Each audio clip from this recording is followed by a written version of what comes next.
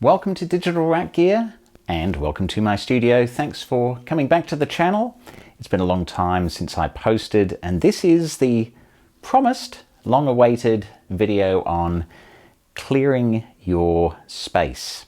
Now, this is the third or fourth time I've recorded this video, and this is a much more stripped back affair than what I have prepared. I've probably recorded maybe 6-7 hours committed to studio optimization, and it's such a big topic that I'm not sure what to do with it all. Put it into a course, release a whole bunch of videos. It's so big and dense, and basically the last 5 studios that I've built, it's all of the consolidated knowledge from that. So if sort of 10 or 12 videos appeals to you on the topic of studio optimization, then let me know in the comments below. I may even put in an email, register me some interest in, because this sort of work is a lot of effort. So interested in if it's actually going to be of interest to you. So with all that in mind, there is a lot of material that I have on clearing and optimizing and managing your space slightly better. And importantly, making it feel like a productive work environment. So let's talk about those things that I have actually implemented over the last 2 months and trialed and put into practice, and that could, I think, actually definitely help you. So let's talk about them. Clutter is not our friend, and you and I know this. The more jobs you're trying to do, and most of us are trying to do multiple jobs nowadays, it seems to be the way of being a musician, engineer, producer, multimedia artist, sometimes multi-instrumentalist. Often you're trying to do more than one job just in your creative space, let alone you've got a job to do, families, friends, and all the rest.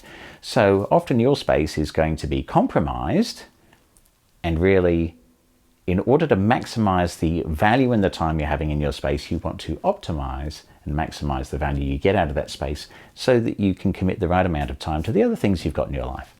So this clutter that you have, first of all, that needs to go, and it takes time. This is something you need to commit and prepare for, but at least commit, I would suggest, a day if you have one very busy room. Clear that room, and that means you're going to have to put the stuff in that room elsewhere to clear it out and work out what needs to really belong in here, and how do I dispose of or store or put all this other stuff elsewhere in a place that really belongs. I went through this process myself, and let me tell you, it's phenomenal the amount of things that were in my control room that really didn't need to be there. Channel strips down here, power supplies, old mini discs, bits of kit, boxes, cables, step ladder, old Christmas cards, power IEC cables, manuals, tapes, half rack gear, guitar cables, 4-track player, tablature, video editing stuff. All of these things all day will take space. Quite a lot of equipment that didn't really need to be in that room. Stuff on the floor, things that were just impeding the path of movement through the room. So when you clear everything out of the room, you want to clear all surfaces, you want to clear all floor area, and you really want to be able to plan out your room so that you have the space optimized, and then you can look at filling it up again with the things you really need. You don't have to take everything out of the room. You can leave the racks that you have in there. You could, if they're in the right space. Now, I'd thought about my room pretty well beforehand, and those racks are all in the right space. If your racks are not in the right space, you may need to either move them to one part of the room or completely out of the room to look at how you're going to set up your speakers and other things in your space. If you're pretty comfortable with the layout of your room, then it's simply a matter of clearing out the ancillary materials that don't need to be there. So the way I approached this is I took all the boxes, the amazing amount of empty boxes that were in the room, any pieces of equipment that weren't bolted into a rack, and then I looked at everything that was in those racks and I went, does that really need to be there?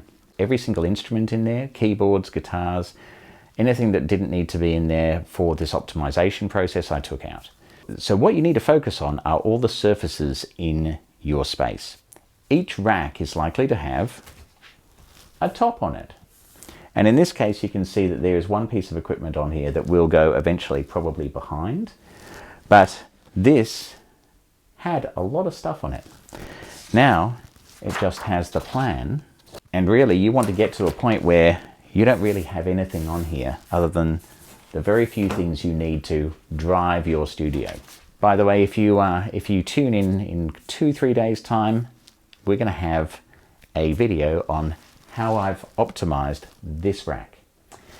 I know it's not digital, it's mostly analog, but I think you're going to get a lot out of this video because it talks about prioritization of what to put in the rack, and also a little bit about wiring up the back.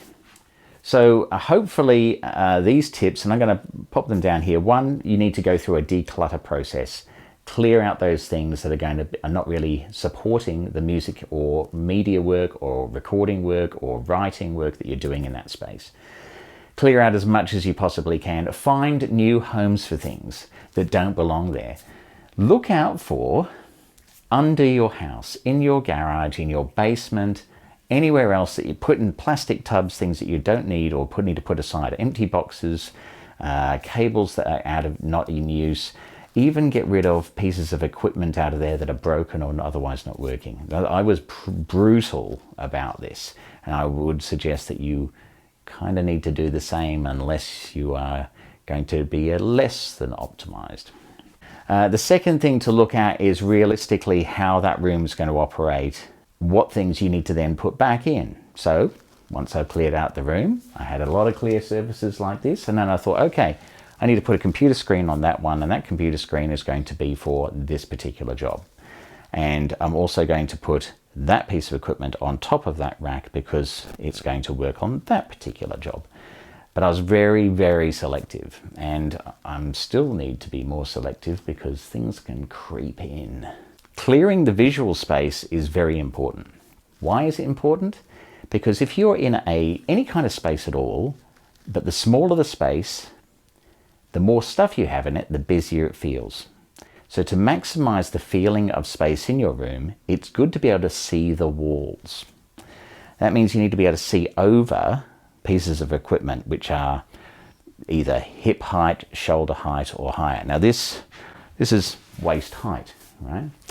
Now if I have a whole bunch of stuff piled on top of here, it creates a lot of fuzz in the visual space, but it also prevents me from seeing all the way back here another couple of feet, and that impression of clutter shrinks the room.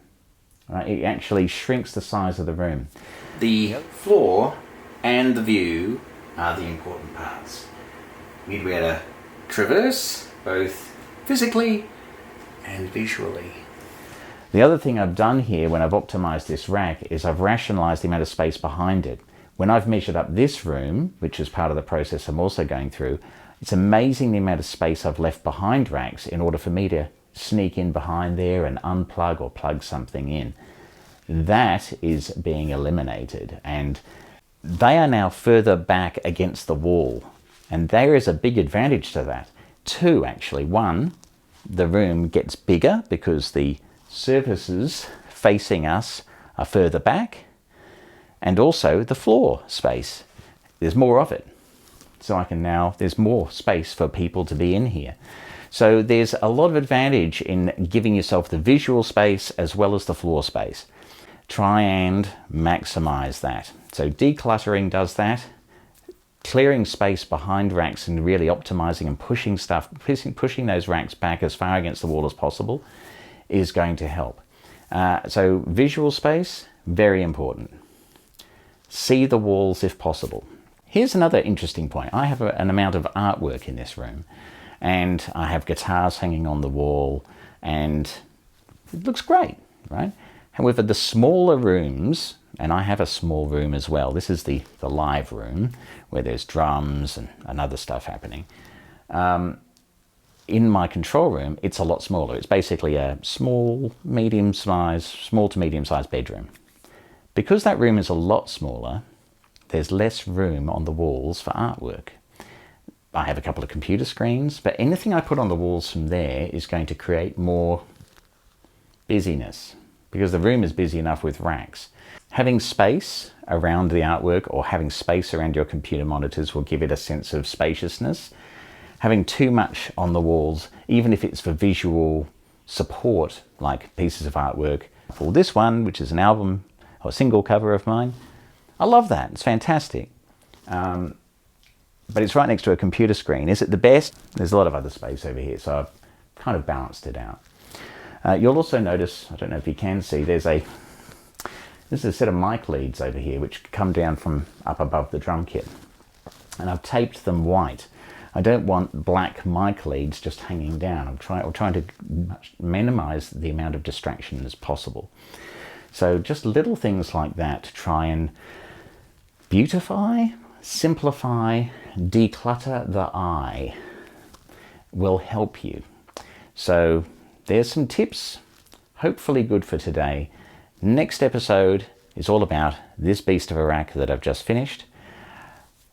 Merry Christmas to you. I wish you a very happy festive season and a wonderful start to 2023. And hopefully I see you and hear from you and we're able to work together and interact over 2023 a little bit more. Hopefully I'm healthier. Hopefully you're healthier. All right. Until next time, keep tracking.